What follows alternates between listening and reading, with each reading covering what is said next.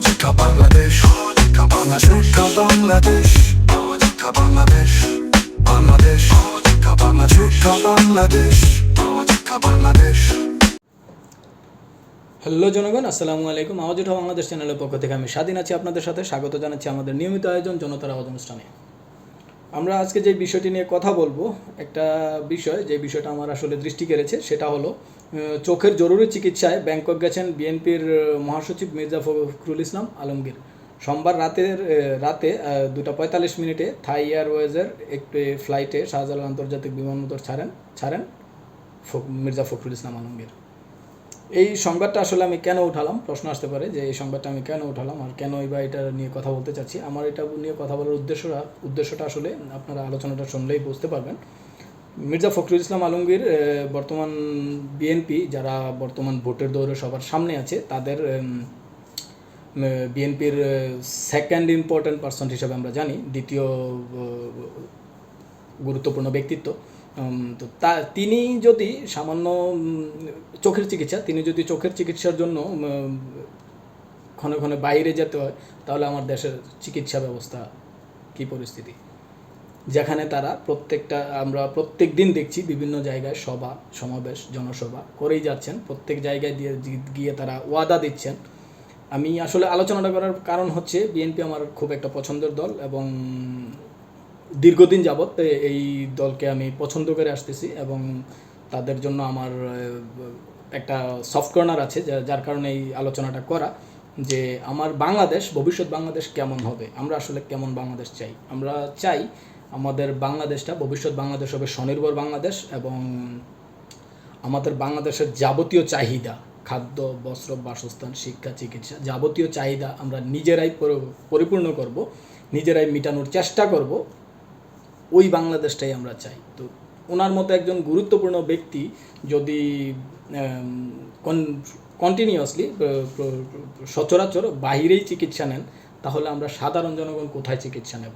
আমার প্রশ্নটা কারণ যে ওনাদের তো ক্যাপাসিটি আছে, ওনারা চলে যাচ্ছেন, বাইরে চলে যাচ্ছেন, সামান্য সর্দি কাশি নিয়ে বাইরে চলে যাচ্ছেন। আমার ফ্যামিলিতে একটা অসুস্থ মানুষ, তাকে নিয়ে আমি কোথায় যাব? আমার তো সেই ক্যাপাসিটি নেই বাইরে যাওয়ার জন্য।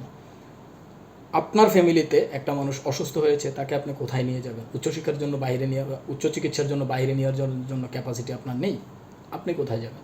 তাহলে আমি যে আপনাকে নির্বাচিত করে সংসদে পাঠাবো, আপনি ওয়াদা করছেন যে বাংলাদেশকে এমন করবেন তেমন করবেন, কিন্তু আপনি নিজেরাই চিকিৎসা যদি বাহিরে নেন, নিজেরাই শিক্ষার জন্য যদি বাহিরে যেতে হয়, নিজেরাই যদি ভালো থাকার জন্য বাহিরে ঘরবাড়ি করতে হয়, তাহলে আপনাকে কেন আমি সংসদে পাঠাবো? হ্যাঁ, আমি আপনাকে প্রশ্ন করছি, আমি আমার দর্শকদেরকে প্রশ্ন করছি যে যেই মানুষটাকে, আপনার এলাকার যেই মানুষটাকে আপনি আপনার ভোটে নির্বাচিত করে সংসদে পাঠিয়েছেন, সেই ভোটে নির্বাচিত হওয়ার পরে তার সন্তানরা বাহিরে পড়াশোনা করছে, তার নিজের পারিবারিক যে চিকিৎসা ব্যবস্থা, সে বাহিরে থেকে চিকিৎসা নিচ্ছে, তার যেই অভিলাষী যে জীবনযাপন, সে সম্পূর্ণ বাহিরের প্রোডাক্ট ব্যবহার করছে। তাহলে আপনি যে তাকে নির্বাচিত করলেন, আপনি চিকিৎসা কোথায় নেবেন?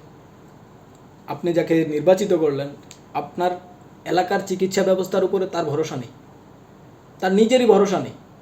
আপনার এলাকার শিক্ষা ব্যবস্থার, আপনার দেশের শিক্ষা ব্যবস্থার উপরে তার ভরসা নেই, আপনার দেশের স্বাস্থ্য ব্যবস্থার উপরে তার ভরসা নেই, আপনার দেশের সড়ক ব্যবস্থার উপরে তার ভরসা নেই, আপনার দেশের বসবাসের উপরে তার ভরসা নেই, জীবনযাপনের উপরে তার ভরসা নেই, কারণ সে বিদেশে বাড়ি করছে, তার ছেলে সন্তানরা বিদেশে বড় হচ্ছে, বিদেশে মানুষ হচ্ছে, বিদেশে বাড়িঘর করছে।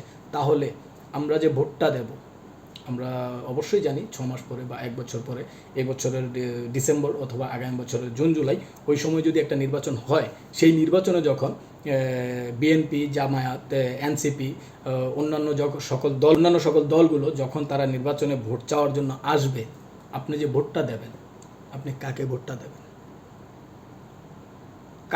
দেবেন? কেন ভোটটা দেবেন?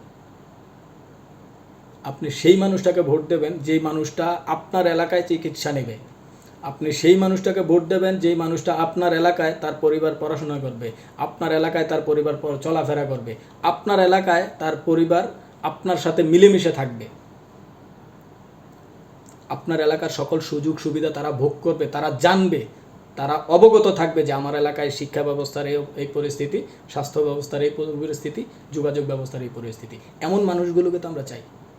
আমরা কেন আপনাকে ভোট দেব, কেন আপনাকে নির্বাচিত করব যার নিজেরই আমার এলাকার শিক্ষা ব্যবস্থার উপরে ভরসা নেই, স্বাস্থ্যের উপরে ভরসা নেই, চলাফেরার উপরে ভরসা নেই, আপনার ভবিষ্যতের উপরে ভরসা নেই, দেশের ভবিষ্যতের উপরে আপনার ভরসা নেই, আপনি বাড়ি করছেন বিদেশে, আপনি শিক্ষা নিচ্ছেন বিদেশে, আপনি চিকিৎসা নিচ্ছেন বিদেশে। তাহলে আমরা এই আলোচনাটার মূল উপপাদ্যটা এমন ছিল যে উনি চিকিৎসার জন্য বাইরে গেছেন। আমি শুধু ওনাকে বলছি না, আমি ইন্টায়ার বর্তমান সময়ের যে সকল রাজনৈতিক দল আছে যারা আগামীতে নির্বাচন করবে, তাদের প্রত্যেকের টার্গেট হতে হবে যে বাংলাদেশকে এমনভাবে গড়ে তুলতে হবে, বাংলাদেশে এমন একটা পরিস্থিতি গড়ে তুলতে হবে, এমন কিছু সরকারি আইনও আমরা করতে পারি যে ক্ষেত্রে যে সংসদ সদস্য, যারা সংসদ সদস্য, সরকারি বিভিন্ন বড় বড় কর্মকর্তা কর্মচারীবৃন্দ, তাদের শিক্ষা, চিকিৎসা, তাদের চলাফেরা, তাদের বাসস্থান আমার বাংলাদেশে হতে হবে, আমার বাংলাদেশে হতে হবে।